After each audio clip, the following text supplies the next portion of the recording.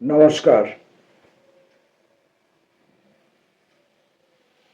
আজ প্রথমে কিছু বাজে কথা বলে নেব।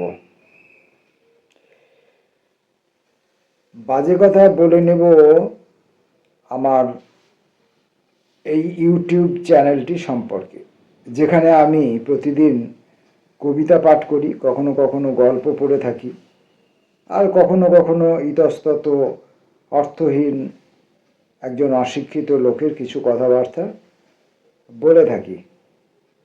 প্রায় সম্পূর্ণটাই আত্মতুষ্টির জন্য, নিজেকে খুশি করার জন্য, আর কখনো কোথাও একটু প্রত্যাশা থাকে যদি আমার মতনই কোনো মানুষ থেকে থাকেন, কোথাও কোনো বন্ধু যদি আমার থেকে থাকেন। বন্ধু শব্দটির এখন খুব সংকটকাল চলছে আমাদের সমাজে, আমাদের সংসারে, আমাদের দেশে এবং অন্যান্য দেশের দিকে তাকালেও, অন্যান্য রাষ্ট্র ব্যবস্থার দিকে তাকালেও বন্ধু শব্দটির খুব সংকটকাল চলছে। তথাপি এই শব্দটির আপাতত কোনো বিকল্প শব্দ আমার মুখে না আসার জন্য আমি বন্ধু শব্দটি ব্যবহার করলাম। তো যদি সেরকম কেউ থেকে থাকেন তাহলে তারা হয়তো দু একজন আমার এটা 2-4 সেকেন্ড, 2-1 মিনিট দেখতে পারেন, শুনতে পারেন, একটা উপর দিকের বুড়ো আঙুল দিতে পারেন, অথবা একটা নিচের দিকের বুড়ো আঙুল দিতে পারেন। উপর দিকের বুড়ো আঙুল এরকম, আর নিচের দিকের বুড়ো আঙুল এরকম, এসব দিতে পারেন। তো সেগুলো আমি চাই না, যদিও নিচের দিকটা আমি চাইতেই পারি, নিচের দিকের বুড়ো আঙুলটা আমি চাইতেই পারি, এবং সেটা দিতে কেউ কার্পণ্য করবেন বলে আমার মনে হয় না, দিতেই পারেন। চক্ষু লজ্জার খাতিরে হয়তো দেন না, কিন্তু মনে মনে তো অবশ্যই দিয়ে থাকেন। তো সে যাই হোক, সেটা বিষয় নয়। এখন গতকাল আমার এই ইউটিউব চ্যানেলে আমার আপলোড করা ভিডিওর সংখ্যা গিয়ে পৌঁছিয়েছে 1000-এ, অর্থাৎ 1K। এখন এই কে অক্ষরটি, কে লেটারটি, কে দিয়ে যে কি বোঝায়, কি বোঝায় তা আমি জানতাম না। আমি অনেক কিছুই জানতাম না, বা এখনো অনেক কিছুই জানি না। না জানা আমাকে বেশ গর্বিত করে। আমাকে না জানা আমাকে একটু বেঁচে থাকতে সাহায্য করে, কারণ আমি তো জানি না, আমাকে তো জানতে হবে। আর এই তেমনি কে, কে দিয়ে কি বোঝায় আমি জানতাম না। ওই যখন কম্পিউটারের একটা সংকটকাল এসেছিল, তখন একটা 2KY বলে একটা সম্ভাব্য দুঃস্বপ্নের কথা মানব সভ্যতা কল্পনা করেছিল, যদিও সেই সম্ভাব্য দুঃস্বপ্নটি স্বপ্নের মধ্যেও দুঃস্বপ্ন হয়ে ওঠেনি।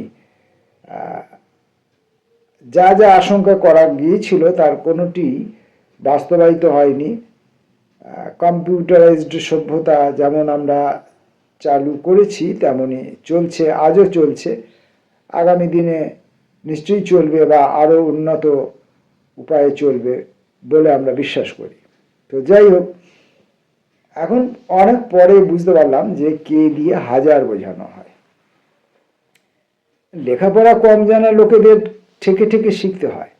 আমি বলি, আমি সাধারণত আমার সন্তানকে, আমার পুত্রকে আমি একথা বলেছিলাম, বা বহুবার বলেও থাকি, যে মানুষের শিক্ষা অর্জন করার 3টে উপায় আছে। 3টি উপায় মানুষের আছে নিজেকে শিক্ষিত করার। একটা উপায় হচ্ছে পড়াশোনা করা। আজ পর্যন্ত পৃথিবীতে যত পণ্ডিত লোক জন্মেছেন, যত উদ্ভাবনী শক্তি সম্পন্ন মানুষ জন্মেছেন, যত সৃষ্টিশীল মানুষ জন্মেছেন, এবং যত অভিজ্ঞ মানুষ জন্মেছেন এবং তাদের জন্মানোকে, তাদের অভিজ্ঞতা অর্জনকে লিপিবদ্ধ করে গেছেন, তাদের প্রত্যেকের অর্জিত অভিজ্ঞতা, অর্জিত শিক্ষা, অর্জিত জ্ঞান, অর্জিত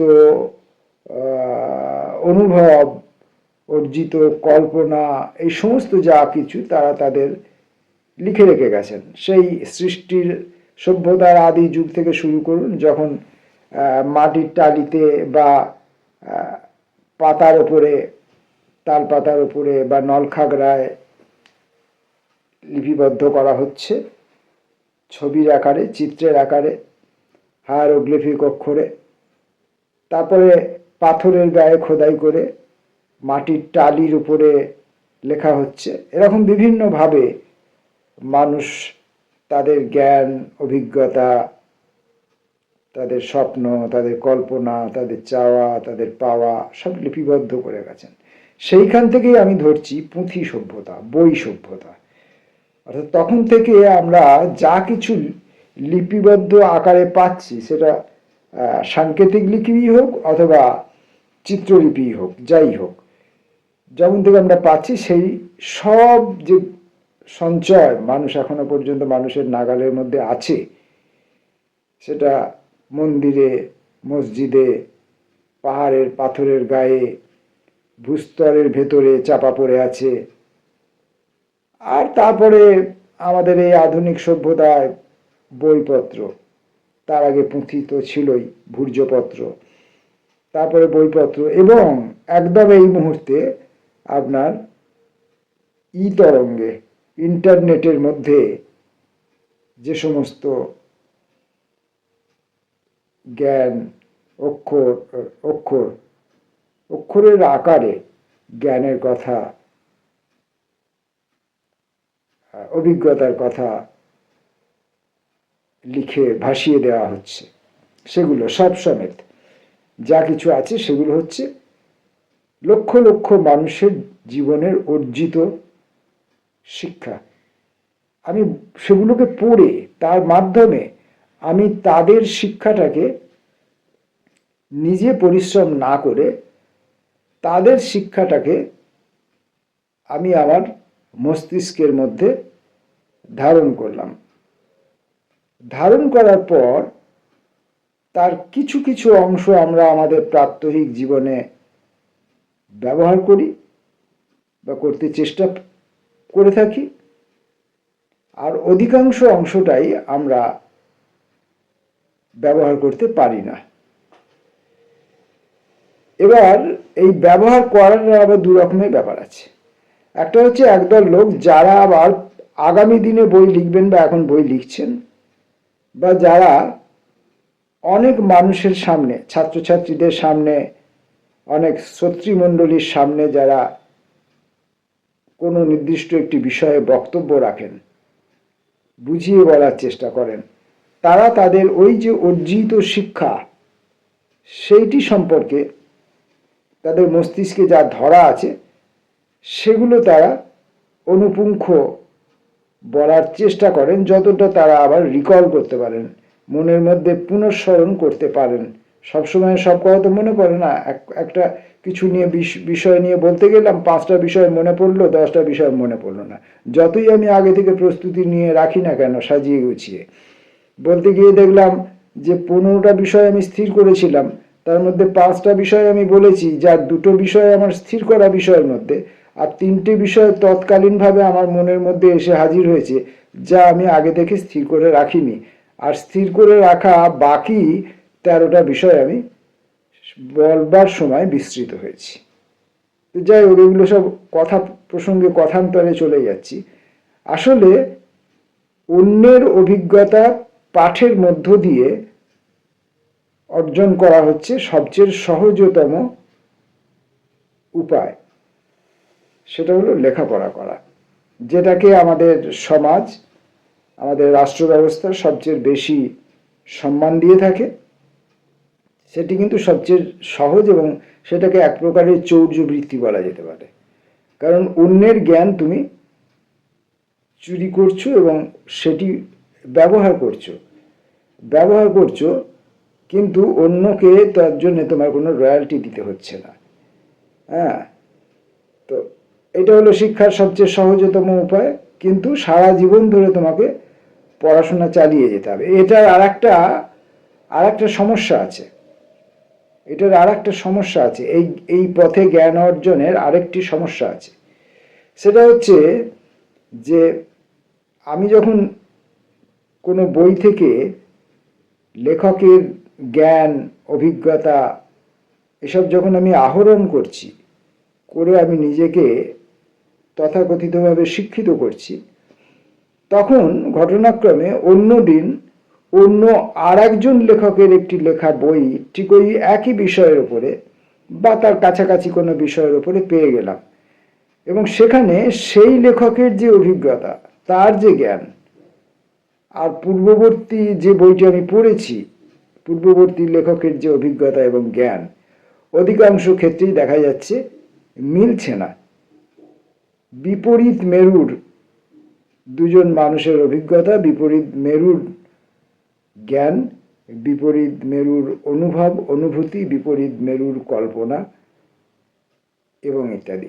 অর্থাৎ আমি একটা বিষয়ের উপর এরকম যদি 2 বা ততোধিক লেখকের বই পড়ি, তাহলে পড়লে পরে আমার মস্তিষ্ক অনেক ডেটা সংগ্রহ করতে পারবে, কিন্তু কোনো একটি নির্দিষ্ট ডেটাই আমাকে বলতে পারবে না যে কোনটি সঠিক।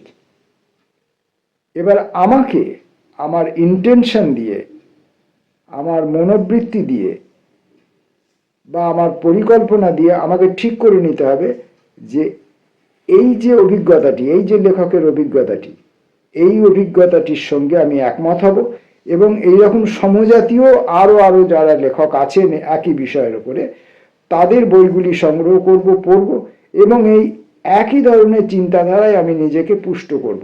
ওই যে বিপরীত চিন্তাধারার যে সমস্ত বই আছে, যে সমস্ত অভিজ্ঞতা আছে, সেই বইগুলি আমি পড়ব না, সেই অভিজ্ঞতাগুলির সম্মুখীন আমি হব না, সেইভাবে আমি পুষ্টিত হবার চেষ্টা করব না।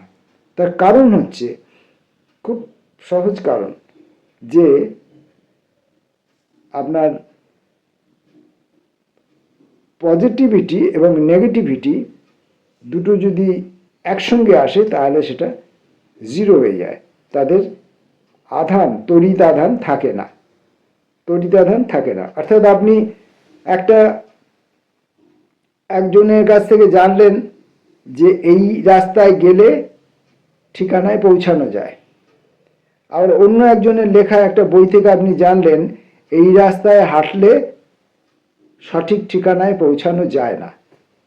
তাহলে এবার আপনি দুটো যে বই পড়লেন, এই দুটো বই থেকে কি সিদ্ধান্ত নেবেন? একজন বলছেন পৌঁছানো যায়, আর একজন বলছেন পৌঁছানো যায় না।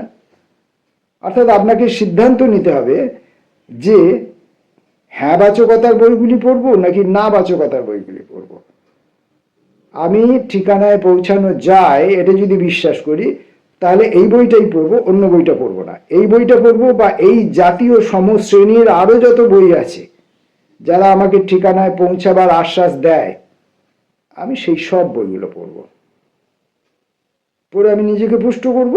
এবং আমি যখন আপনাদের সামনে বক্তব্য রাখবো, আমি যখন আমি যদি শিক্ষক হতাম, এই জন্মে তো হইনি, যদি আমি শিক্ষক হতাম, তাহলে আমি আমার ছাত্রকুলের সামনে আমার সেই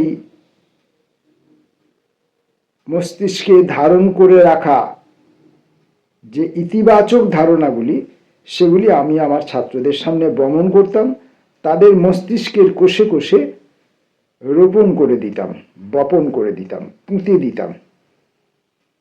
এবং সেই সব ছাত্ররা, যার অধিকাংশ ছাত্রই যারা বহন করতে ভালোবাসে, তারা আমার ওই পজিটিভ ধারণাগুলিকে বহন করে নিয়ে বেড়াবে সারা জীবন ধরে, এবং তারাও ওই সমশ্রেণীর ভাবনা চিন্তা আবার সারা জীবনে সংগ্রহ করবে। এবার আমি যদি ওই নেগেটিভ চিন্তাধারার পড়াশোনা করা শিক্ষক হই, তাহলে আমার ছাত্রগণের মধ্যে আমি ওই নেগেটিভ চিন্তাধারা বপন রোপণ করবো, পুঁতে দেবো, এবং তারা ওই নেগেটিভিটি বহন করে বেড়াবে সারা জীবন ধরে, এবং আরও নেগেটিভিটি সারা জীবন ধরে সংগ্রহ করে তাদের সঞ্চয় বাড়াবে। কিন্তু ব্যতিক্রম তো সবসময়ই থাকে, সবসময় ব্যতিক্রম থাকে, যার জন্যে কিছু কিছু ছাত্রছাত্রী থাকবে যাদের মস্তিষ্কে আপনি যতই পজিটিভিটির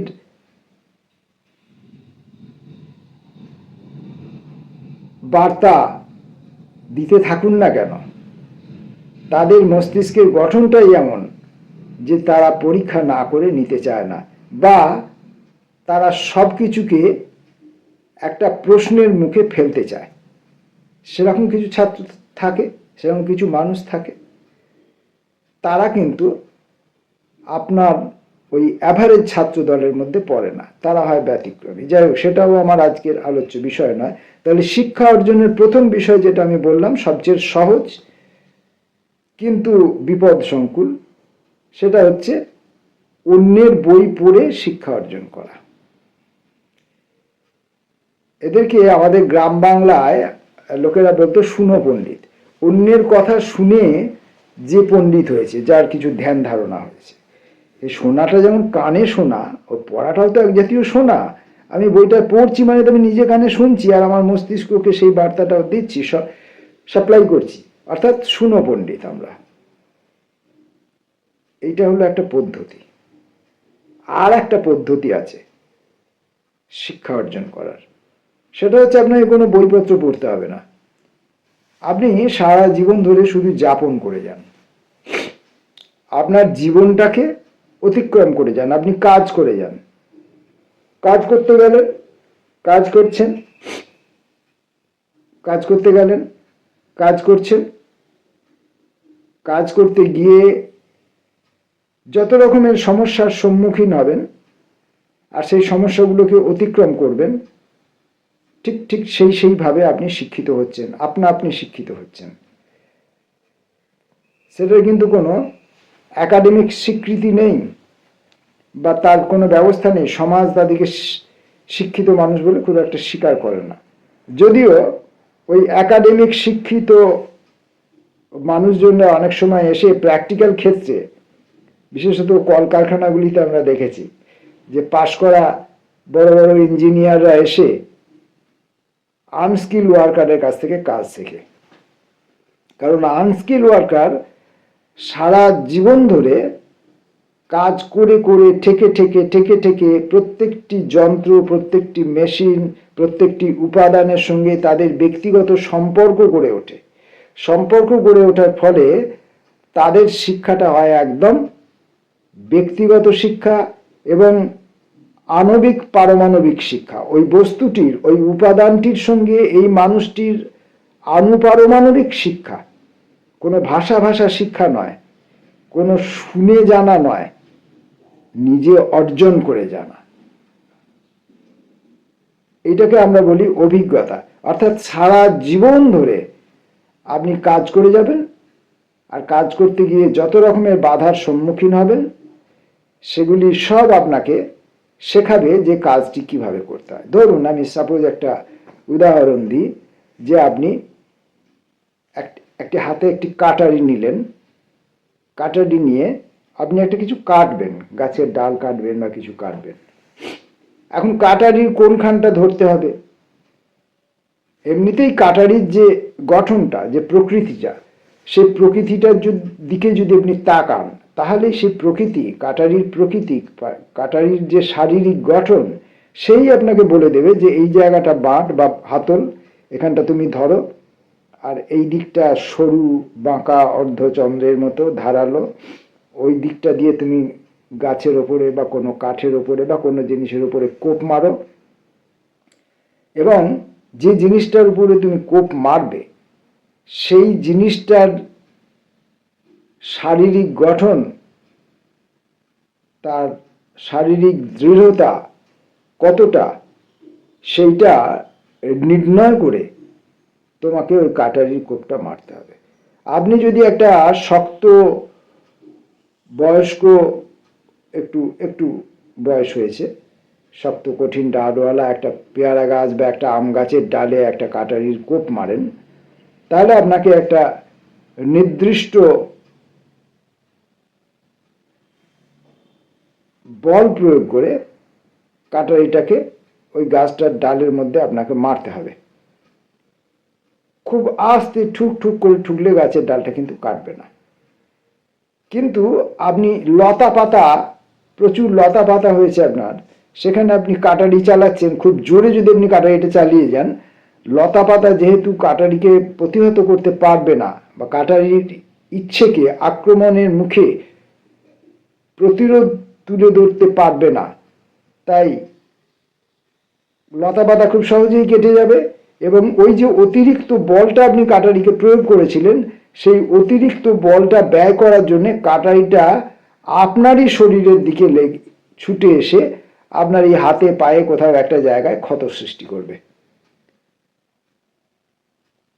তাহলে এই যে করলো, এই যে কাটারিটাকে আপনি ব্যবহার করলেন না জেনে, কতটা জোরে আপনাকে কাটারিটা চালাতে হবে না জেনে ব্যবহার করলেন, তার ফলে যে আপনার তিক্ত অভিজ্ঞতাটা হলো, কষ্টকর অভিজ্ঞতাটা হলো, ও আপনাকে শিক্ষা দিল যে নরম জিনিস, ছোট গাছ কাটবার জন্য এতটা বল প্রয়োগ করতে হবে, বড় জিনিস, বড় গাছ কাটবার জন্য এতটা বল প্রয়োগ করতে হবে। এই শিক্ষা হলো। এরপরে আরো শিক্ষা আছে। যেমন একটা পুরনো দিনের গল্পের কথা মনে করা যায়, যে একটি লোক যে ডালটাকে কাটছে, যে গাছটার ডালটার উপরে সে বসে আছে, সেই গাছটারই গাছের দিকে সংলগ্ন অংশটাকে কাটছে। অর্থাৎ গাছের ডালটা কাটা শেষ হয়ে গেলেই গাছের ডালটাও পড়ে যাবে এবং মানুষটাও পড়ে যাবে। কিন্তু গাছটার ডালটাকে সে কাটতে বসেছে, কিন্তু কাটা শেষ হয়ে গেলে ডালটার কি হবে এবং ডালটার উপর বসে থাকা ওই ব্যক্তির কি হবে, এই ধারণা তখন তার কাছে ছিল না, এই অভিজ্ঞতা তার কাছে ছিল না। তাহলে গাছের ডালটা কাটা হয়ে যাওয়ার পর গাছের ডাল সমেত সে যখন ভূপতিত হলো, মাটির উপর পড়লো, তখন তার একটা অভিজ্ঞতা হলো, আরে তাহলে তো গাছের ডালটা কাটতে গেলে আমাকে যে গাছের ডালটা কাটছি, গাছের সঙ্গে গাছের ডালের সংলগ্ন যে এলাকাটায় আমি কাটছি তার উল্টো দিকে আমাকে বসে থাকতে হবে।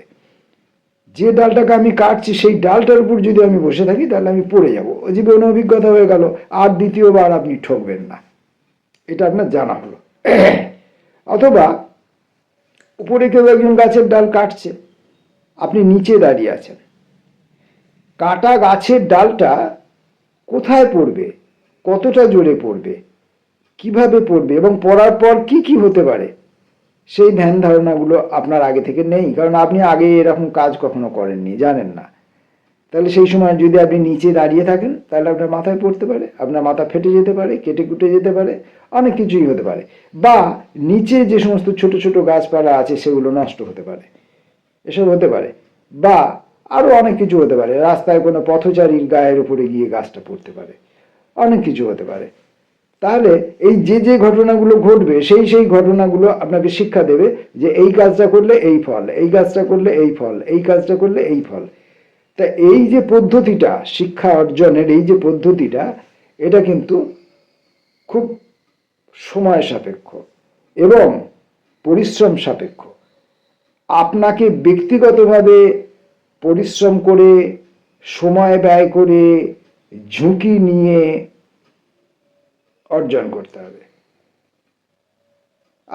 আমরা জানি Tenzing Norgay, Edmund Hillary Everest অভিযান করেছিলেন এবং এভারেস্ট অভিযান করাকালীন সময়ে তারা কি কি প্রতিবন্ধকতার মুখোমুখি হয়েছিলেন সেগুলো আমরা বই পড়ে জেনেছি। অনেক সময় সিনেমা মাধ্যমের ভেতর দিয়েও, চলচ্চিত্রের মধ্য দিয়েও আমরা দেখেছি বা জেনেছি, কিন্তু সেই দেখা বা জানা কিন্তু সামগ্রিক জানা নয়। কারণ এভারেস্টের উচ্চতা কতটা এটা আমাকে ব্যক্তিগতভাবে জানতে হবে, ওই অঙ্কের হিসাব দিয়ে জানলে আমি বুঝতে পারবো না। 5 একটি সংখ্যা, কিন্তু 5 সংখ্যা কটা হলে 5 হয় আমি সেই তটা জিনিসকে যদি নিজের চোখে না দেখি তাহলে 5কে আমি সঠিক অর্থে চিনতে পারবো না। তেমনি 5 কোটি হলে কতগুলো হয়, এই 5 কোটিকে আমাকে জানতে গেলে, প্রত্যক্ষভাবে জানতে গেলে 5 কোটির সঙ্গে আমার সম্যক পরিচয় হতে হবে। অর্থাৎ আমি যতক্ষণ না পর্যন্ত এভারেস্ট অভিযান করছি ততক্ষণ পর্যন্ত এভারেস্ট অভিযানের যে অনুপুঙ্খ যে সমস্ত লড়াই, অনুপুঙ্খ যে সমস্ত অভিজ্ঞতা, এবং সেগুলো আবার সময়ে সময়ে পরিবর্তন হয়। যেদিন এডমন্ড হিলারি, তেনজিং নোরগে অভিযান করেছিলেন সেই দিনের অভিজ্ঞতা এবং পরবর্তীকালের অভিযানকারীদের পরিবর্তিত অভিজ্ঞতা আলাদা আলাদা আলাদা আলাদা, কারণ এর প্রকৃতির উপরে নির্ভর করে, আরো অনেক কিছুর উপরে নির্ভর করে, যারা উঠছেন তাদের শারীরিক ক্রিয়া প্রতিক্রিয়ার উপরেও নির্ভর করে। তাহলে এই বই পড়ে যে জানা গেল সেই জানাটা অসম্পূর্ণ জানা, সেটা দিয়ে আপনি অনেকজনকে বোঝাতে পারেন, বলতে পারেন, অনেকজনকে মুগ্ধ করতে পারেন, সবই করতে পারেন। যাদের এভারেস্ট দেখা নেই, জানা নেই, শোনা নেই, তারা আপনার মুখে বিবরণ শুনে মুগ্ধ হবে এবং আপনাকে জ্ঞানী শ্রেষ্ঠ বিবেচনা করবে যে আপনি এভারেস্ট বিষয়ে আপনি একদম মাস্টার, স্পেশালিস্ট। কিন্তু আসলে আপনি স্পেশালিস্ট নন, কারণ এভারেস্টের সঙ্গে আপনার কখনো কোনো প্রত্যক্ষ যোগাযোগই হয়নি, কথাবার্তাই হয়নি, আলাপই হয়নি, করমর্দনই হয়নি। এভারেস্ট আপনাকে চেনেই না, আপনিও এভারেস্টকে চেনেন না, এভারেস্টও আপনাকে চেনে না একদম। তাহলে সারা জীবন ধরে আমরা যাপন পদ্ধতির মধ্য দিয়ে যা কিছু অর্জন করি সেটি একটি শিক্ষা, এবং এই শিক্ষা কিন্তু ভুলে যাওয়ার শিক্ষা নয়। আমরা বই পড়ে যে শিক্ষা অর্জন করি সেই শিক্ষা কিন্তু অনেক সময় ভুলে যাই।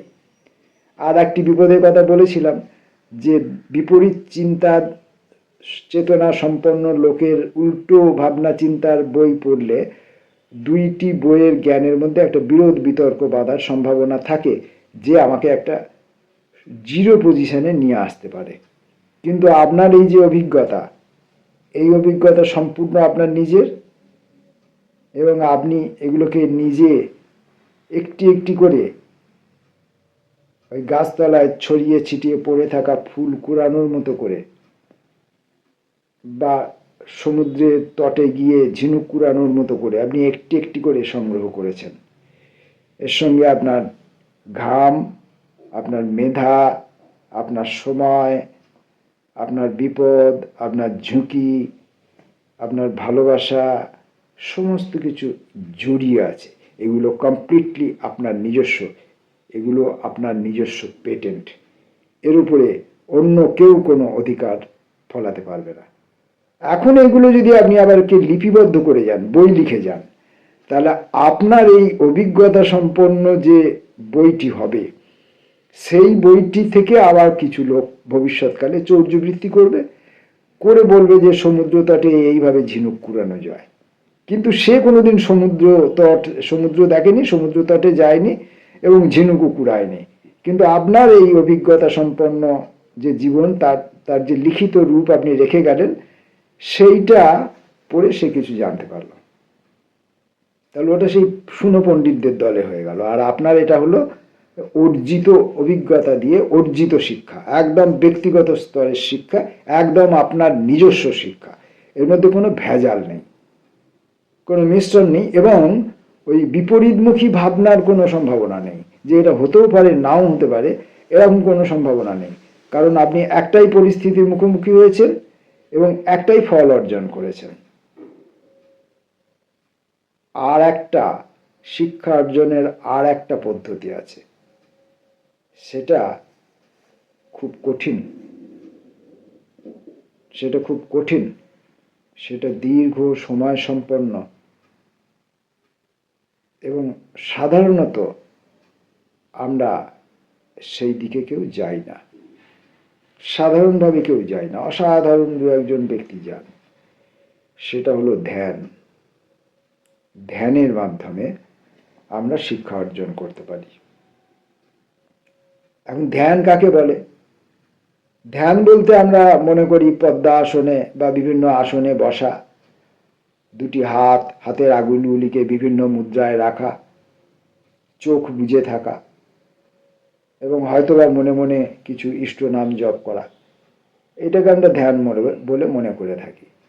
আসলে ধ্যান এটা আমার মতে বা আমার ব্যাখ্যায় বা আমার বিবেচনায় এটা ধ্যান নয়। ধ্যান হচ্ছে যে বিষয়টা কি কেন্দ্র করে আমার মনে প্রশ্ন জেগেছে, সেই প্রশ্নের উত্তর খোঁজার জন্য আমি অন্যের লেখা বই পড়ব না। আর আমি কর্মক্ষেত্রে হাজির হয়ে কাজ করে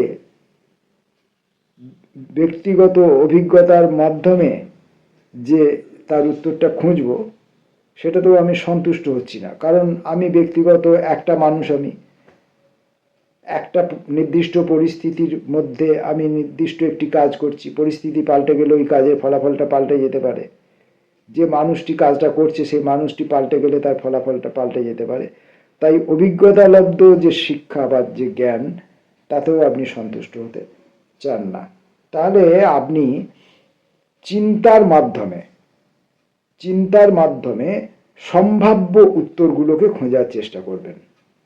যে কোনো একটা বিষয় নিয়ে চিন্তার মাধ্যমে আপনি সম্ভাব্য উত্তরগুলোকে খোঁজার চেষ্টা করবেন। এখন আজও পর্যন্ত পৃথিবীতে যা কিছু আবিষ্কার হয়েছে, বিশেষত বিজ্ঞান, ভূগোলের কথা বলা যেতে পারে, বিভিন্ন দেশ, মহাদেশ, উপদেশ, নদী, পাহাড়, পর্বত, এগুলো আবিষ্কার হয়েছে, তো মানুষ তো খুঁজে বার করেছে। সব মানুষ তো সব জায়গাটাকে চিনতো না, সব মানুষ তো সব পৃথিবী, সব দেশগুলোকে জানতো না, সব সমুদ্রগুলোকে চিনতো না, জানতো না। এক একটা মানুষ এক একটা নির্দিষ্ট জায়গায় বন্দী ছিল। তাই যখন সমস্ত মানুষের কাছে গোটা পৃথিবীটা জানা হলো, সেটা কিভাবে জানা হলো? না, খুঁজে খুঁজে গিয়ে ওই প্রত্যক্ষ অভিজ্ঞতার মাধ্যমে জানা হয়েছে। পৃথিবীতে ধরুন আমরা যে এত রকমের খাবার খাই গাছপালা থেকে, এত গাছপালা শাক সবজি খাই, এখন এই গাছপালা শাকসবজির মধ্যেই তো আবার কিছু গাছ আছে যেগুলো বিষাক্ত, যেগুলো আমাদের শরীরের পক্ষে নাবাচক, যেগুলো খেলে আমাদের জীবন বিপন্ন হতে পারে, আমরা মারা যেতে পারি, আমরা মারা যাইও। তাহলে আমরা জানলাম কি করে যে ওই গাছটা বিষ গাছ, বা ওই গাছটির ফলটি বিষ, বা ওই গাছটার ফল পাতা বিষ নয়, কিন্তু ওই গাছটির শিকড়টা বিষ? এটা জানবার জন্য আমাদের বহু মানুষের জীবন গেছে, কারণ তাদের জীবনের বিনিময়ে প্রত্যক্ষ অভিজ্ঞতার মাধ্যমে তারা এই শিক্ষাটা অর্জন করে আমাদেরকে দিয়ে গেছেন। সেইভাবে আমরা অভিজ্ঞতার মাধ্যমে আবিষ্কার করেছি এই সমস্ত। আর বিজ্ঞান বা প্রযুক্তি যা কিছু আবিষ্কার করেছে, সেটা অধিকাংশটাই চিন্তার মাধ্যমে, কল্পনার মাধ্যমে, যাকে বলে ওই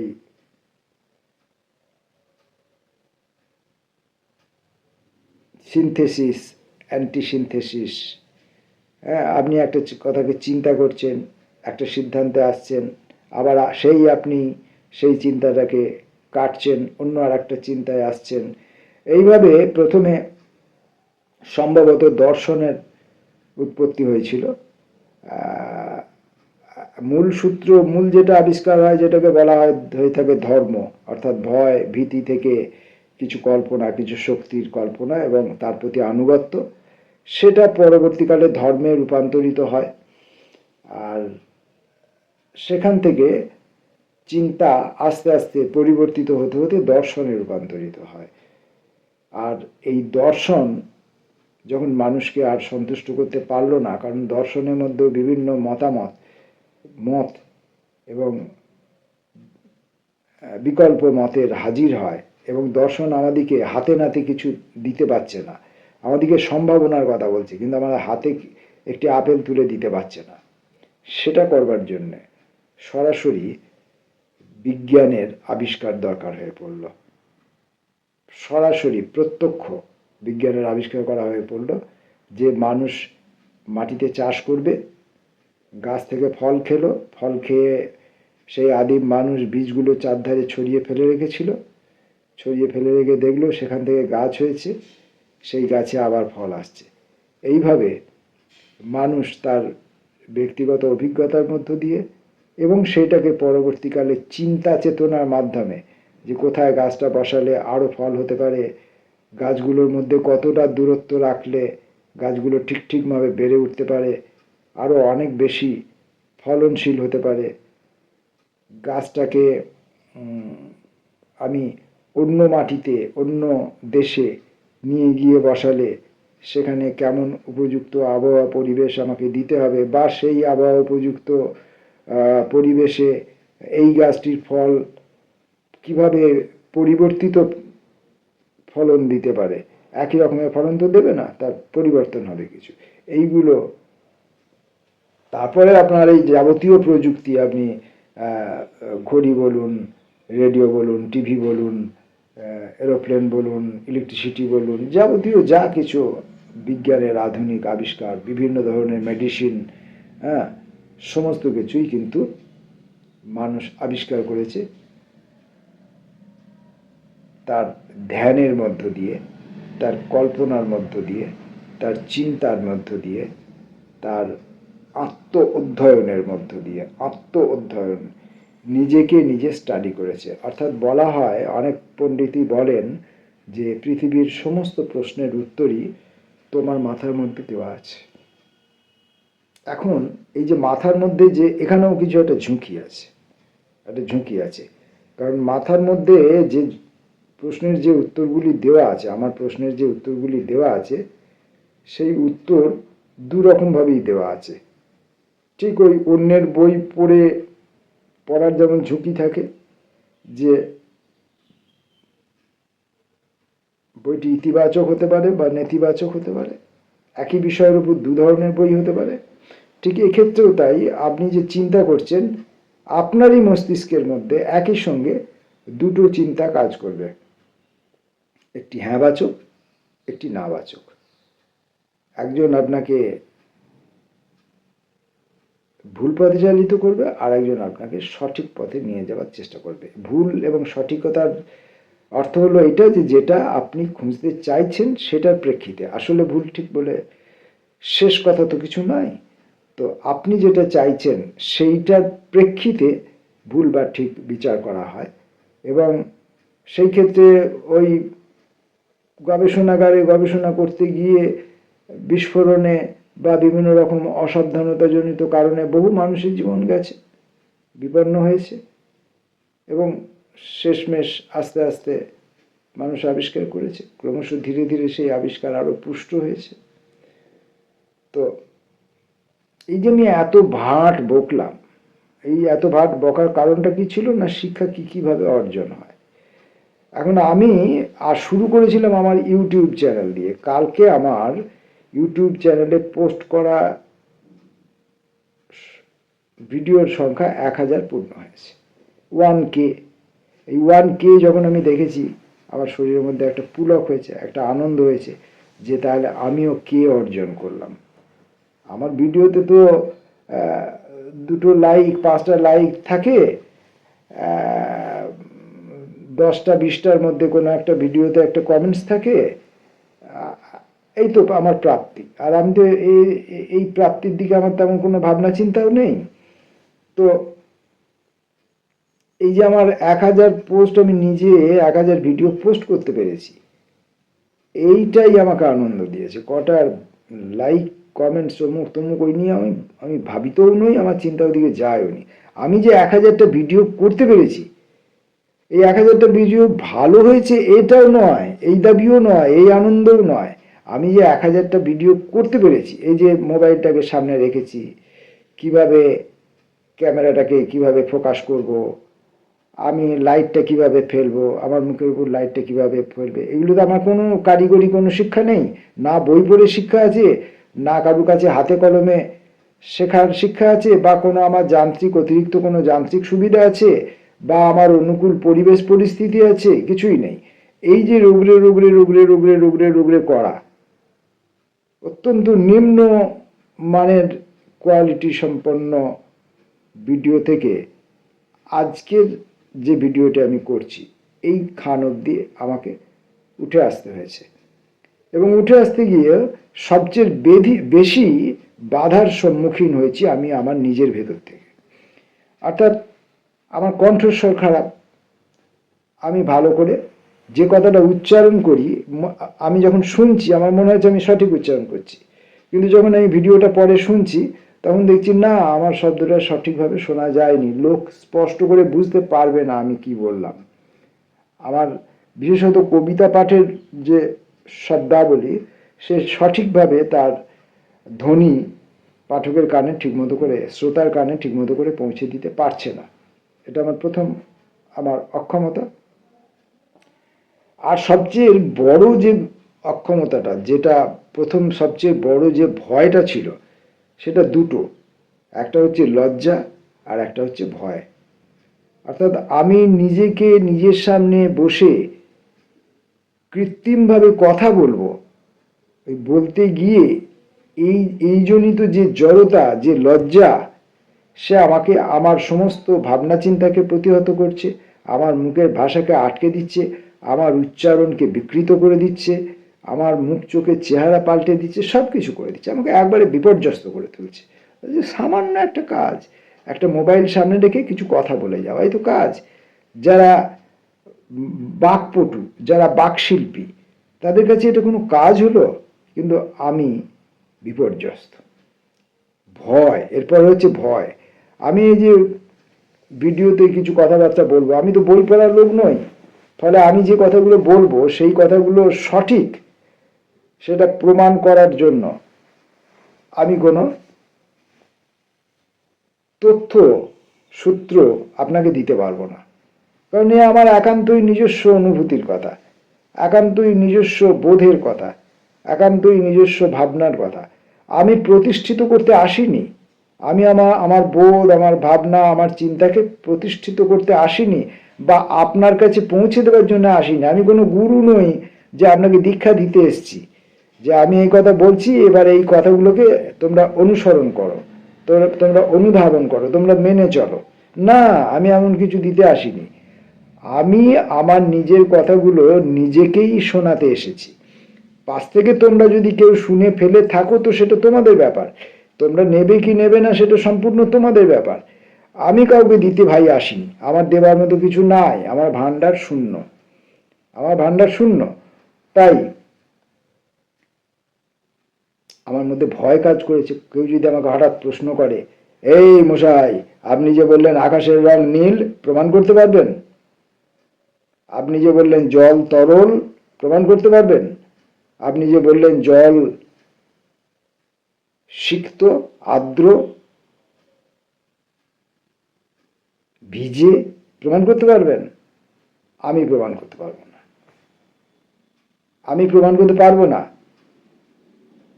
আমাকে যদি কেউ বলে যে মশাই আপনি যে বললেন পাথরের মতো তরল একটি হৃদয় বলে একটি কবিতার লাইন লিখেছেন, পাথরের মতো তরল হৃদয়, এটা আবার কি কথা মশাই? কি লিখেছেন, কি বলেছেন? এগুলি আপনি ভুলভাল যা ইচ্ছা বলে যাচ্ছেন। এই ইউটিউবটা কি আপনার জমিদারি যে আপনি যা ইচ্ছা বলে যাবেন?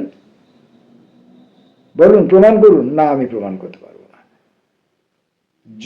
পাথর যে জলের মতো তরল হয়ে প্রবাহিত হতে পারে, এই কথা আমি প্রমাণ আপনাকে করতে পারবো না। এটা আপনাকে অনুভব করতে হবে, বা তেমন কোনো পরিস্থিতির মুখোমুখি যদি আপনি জীবনে কখনো হন, তখন সেদিন আপনি বুঝতে পারবেন।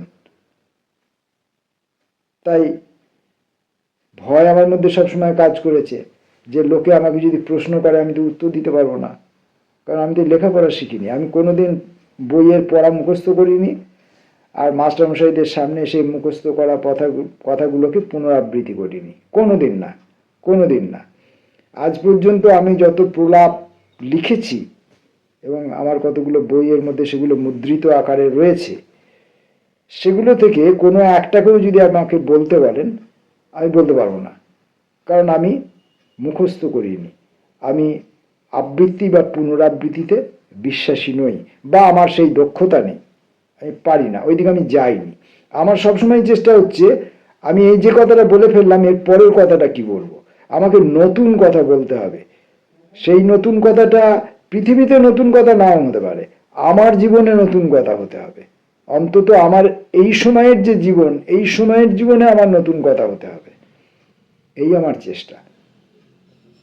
তো এই করতে করতে করতে করতে করতে 1000 ভিডিওতে আমি এসে পৌঁছে গেছি। এখন আমি একটু একটু ছোটোখাটো এডিটিংয়ের কাজ শিখেছি। কথা বলতে গিয়ে, কথার সূত্র ধরে, কথার এদিক সেদিক গিয়ে কিছু প্রাসঙ্গিক, অপ্রাসঙ্গিক, ভুল ভাল, সঠিক বেঠিক বিভিন্ন রকমের কথা বলতে শিখেছি।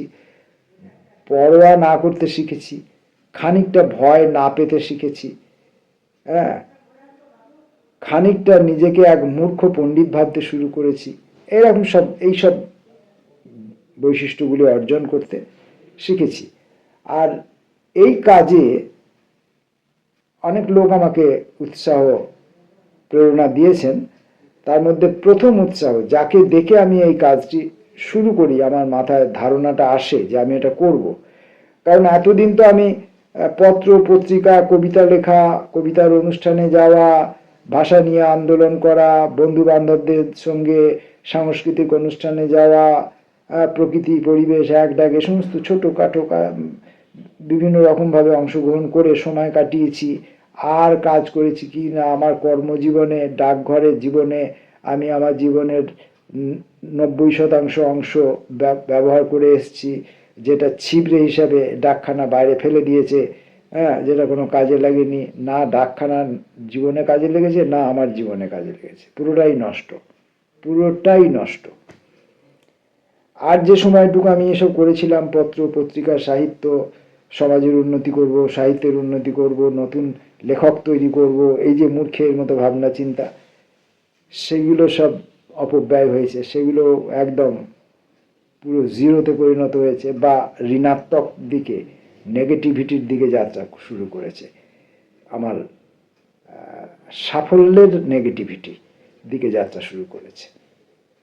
তো সেখান থেকে যখন সরে আসি, আর তো আমার কোনো অবলম্বন নেই, এবার আমি থাকবো কি করে? আমি তো নিরালম্ব হয়ে থাকতে পারবো না।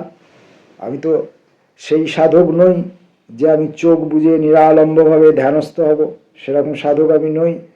হ্যাঁ, আমি মাদকতায় বিশ্বাসী। এখন মাদকতা বিশ্বাসী, তো আমি সেই মাদকতাটা অর্জন করব কোন মত থেকে?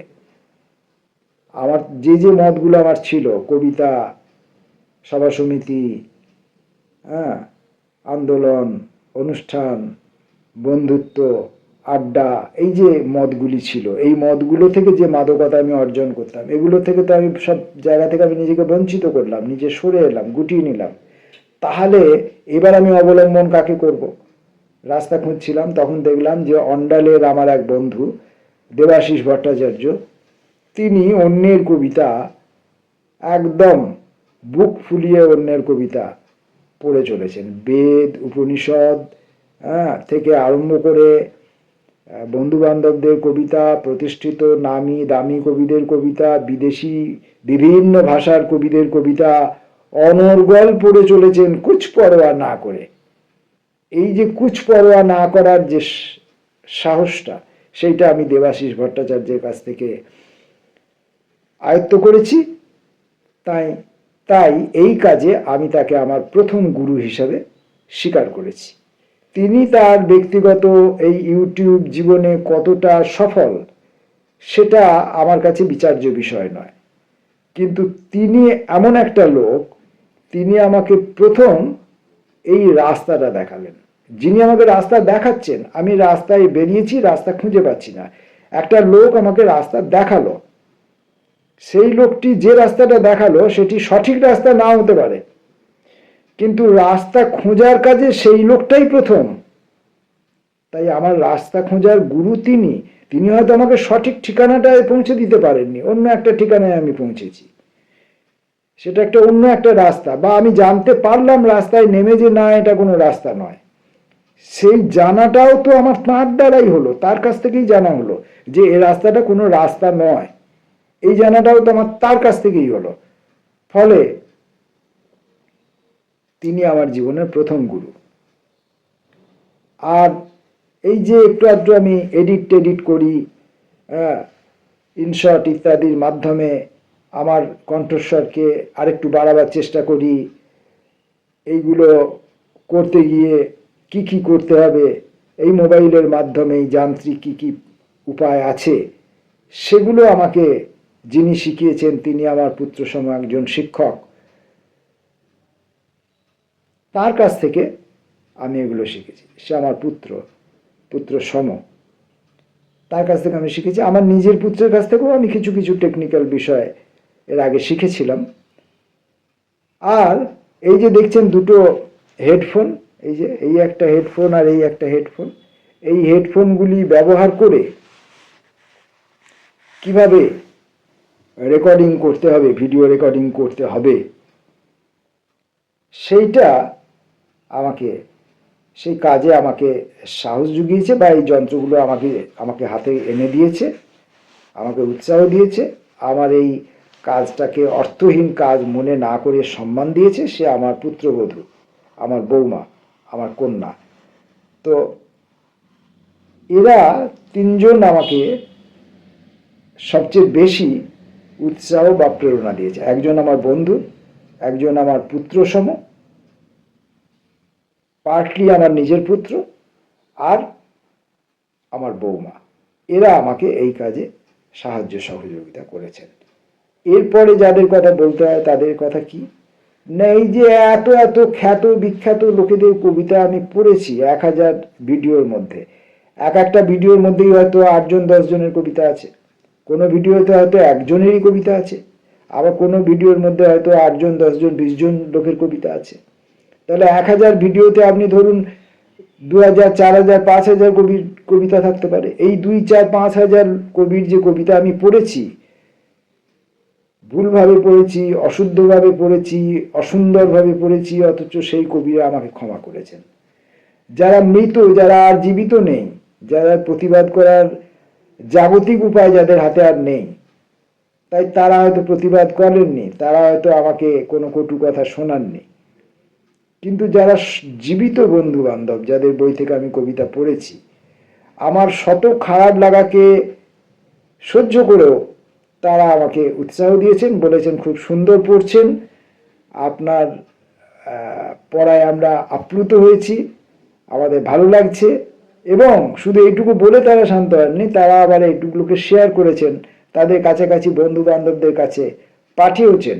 এই করে আমার এখন সাবস্ক্রাইবারের সংখ্যাও মোটামুটি একটা জায়গায় পৌঁছেছে। খুব কম, খুবই কম, খুবই কম যারা ইউটিউব করেন, ইউটিউবে যারা সার্চ করেন, বিভিন্ন রকমের ভিডিও করেন, জ্ঞান বিজ্ঞান, শিক্ষা, স্বাস্থ্য, রান্নাবান্না, খেলাধুলা, নানান বিষয়ে যাদের করেন, যাদের হাজার হাজার লাইক, হাজার হাজার কমেন্টস, হাজার হাজার সাবস্ক্রাইবার, মিলিয়ন মিলিয়ন, হাজার বলে হয় না, মিলিয়ন মিলিয়ন বলতে হয়। তো তাদের কাছে তো আমি ওই বালুকণাও নই, কিন্তু আমার কাছে তো আমি একটা উল্লেখযোগ্য জায়গায় পৌঁছেছি, যে কিছু না চেয়েই আমি পেয়েছি। চাইতে যাব কেন, না চাইলেই যদি পাওয়া যায়। তাই চাইছি না আপনারা আমাকে পছন্দ করুন, এটা আমি চাইছি না। আপনারা আমার পিছনে ব্যয় করুন, এটা আমি চাইছি না। আপনারা আমার প্রতি মনোযোগী হন, এটা আমি চাইছি না। আপনারা আমাকে ছড়িয়ে পড়তে সাহায্য করুন, এটা আমি চাইছি না। কিন্তু তথাপিও আমি পাচ্ছি। আর এই যে না চাওয়ার পরে যেটা পাওয়া, এটাকেই বলে কিন্তু ভালোবাসা। ভালোবাসা ভিক্ষা করে ভালো পাওয়া যায় না, কাউকে অনুকম্পা করে, দয়া করে, করুণা করে ভালোবাসা দেওয়া যায় না। ভালোবাসা স্বতঃস্ফূর্তভাবে আসে, ভালোবাসা স্বতঃস্ফূর্তভাবে যায়। তার এই স্বতঃস্ফূর্ততার দিকে তাকিয়ে আমি আমার কাজ করে চলেছি। 1000তম ভিডিওটি গতকাল পূর্ণ হয়েছে। এবার আমার যাত্রা 2000-এর দিকে, অর্থাৎ টুকের দিকে, টুকে টুকে যাত্রা করব, নাকি টুকটুক করে যাত্রা করব, দেখা যাক কেমন কি যাত্রা আমি করি, আগামী দিন বলবে। আপাতত সামনে অনেক অসুবিধা রয়েছে, অনেক কাজকর্ম রয়েছে, অনেক মেলা বাজে বকেছি আজকে। পরে শুনলে দেখবেন কানের কাছে ভোঁ ভোঁ করে বাজছে আমার এই বাজে কথাগুলি। এই সমস্ত কারণে এত অপরাধ করার জন্য, এত অন্যায় করার জন্য, এত সময় চুরি করার জন্য ক্ষমা চাইছি। নমস্কার।